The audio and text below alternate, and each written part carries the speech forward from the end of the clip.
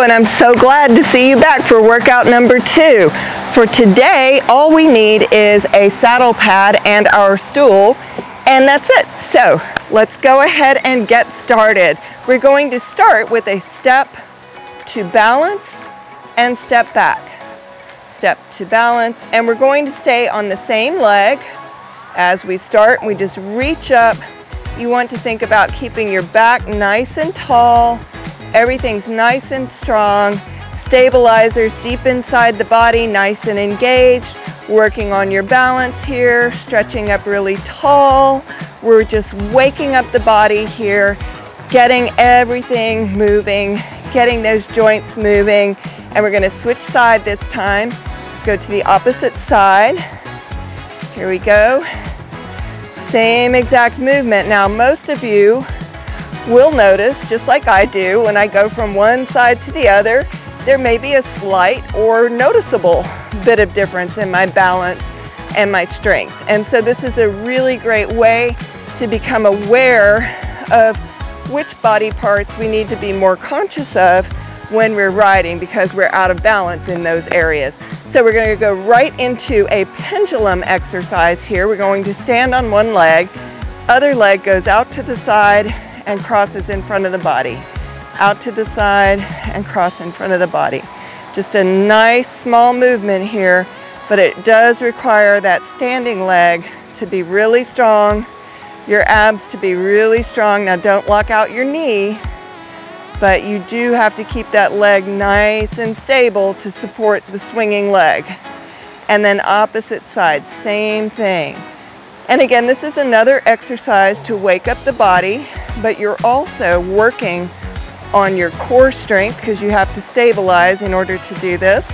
And you're getting some lateral movement in that hip to open the hips up in a lateral way.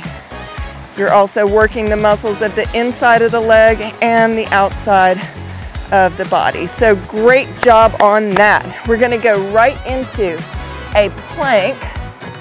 And today, if you still are struggling to feel nice and stable in the plank exercise, you can stay right here. Again, you want your abs nice and tight. You don't want to be dropping.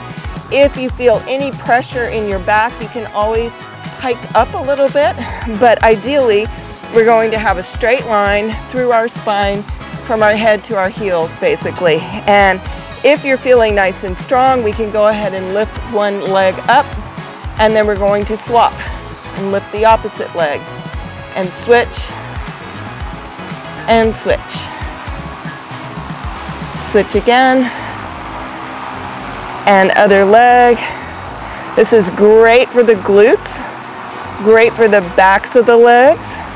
And of course, you're having to stay nice and strong through your core the whole time. Great job on that. We're going to go right into step ups. So put one foot on the step and lift yourself up and lower yourself back down with control. So stepping up here over and over on the same leg so that you fatigue the muscles in that leg to help get that leg stronger. This is a great exercise you can do anytime, anywhere that you can find a step, and it gets that heart rate up and builds lower body strength. So good job on that. Let's go to the opposite side. And here we go. Just nice lifting and lowering. It should not be a big push off, and you shouldn't drop really hard down to the ground.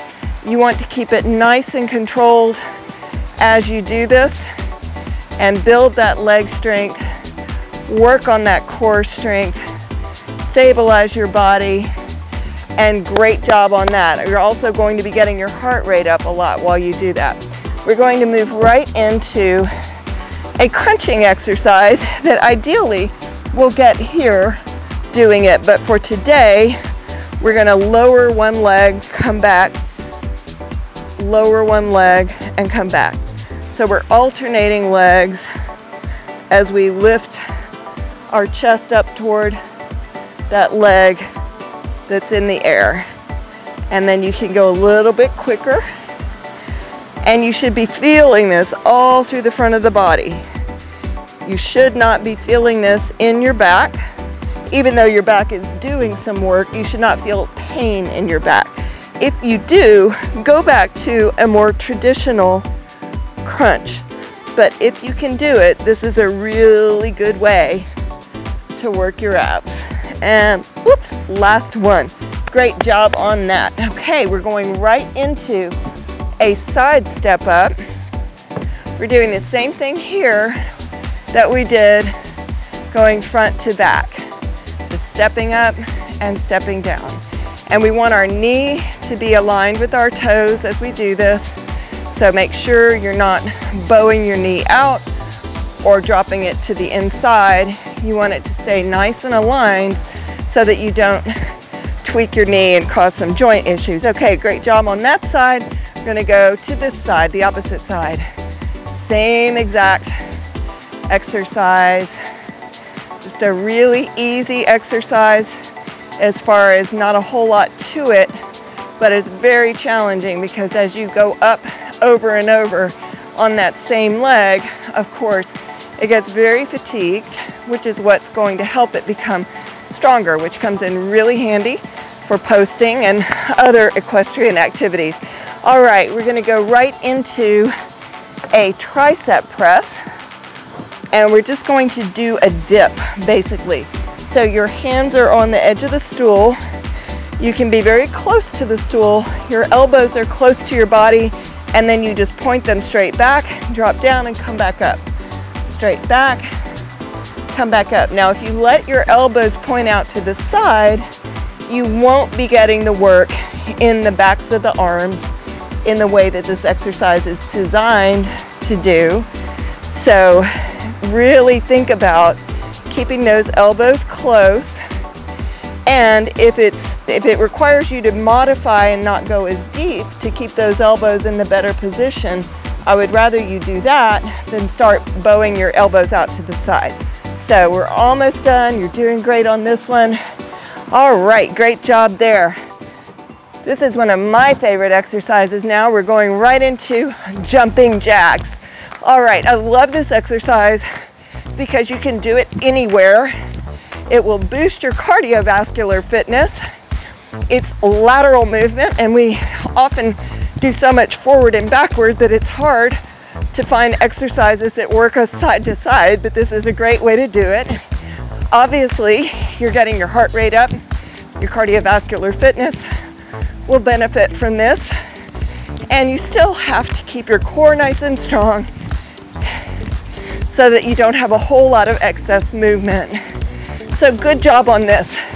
Are you breathing hard yet? I sure am. I'm sure you can hear it. But we are almost there.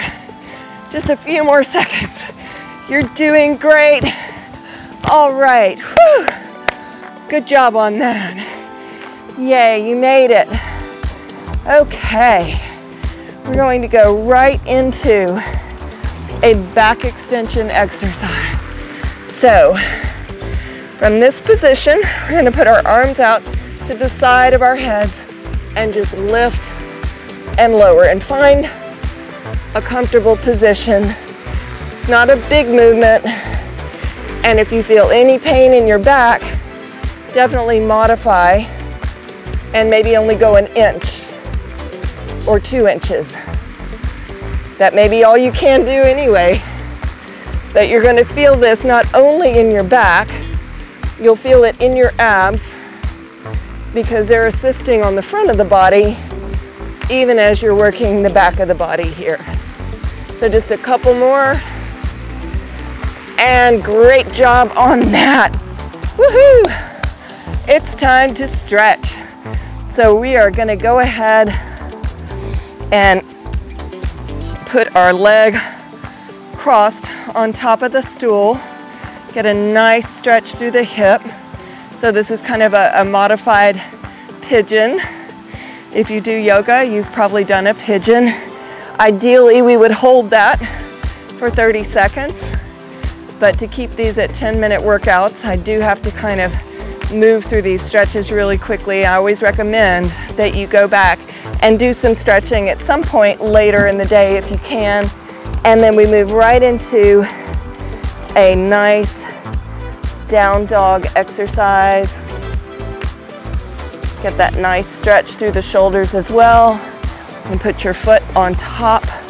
Get a nice calf stretch. And then we switch to the other side. Good job. Again, I wish I could hold those a long time, but some beats none. Deep breath in. And exhale. Great job. You did it. Congratulations. Good for you.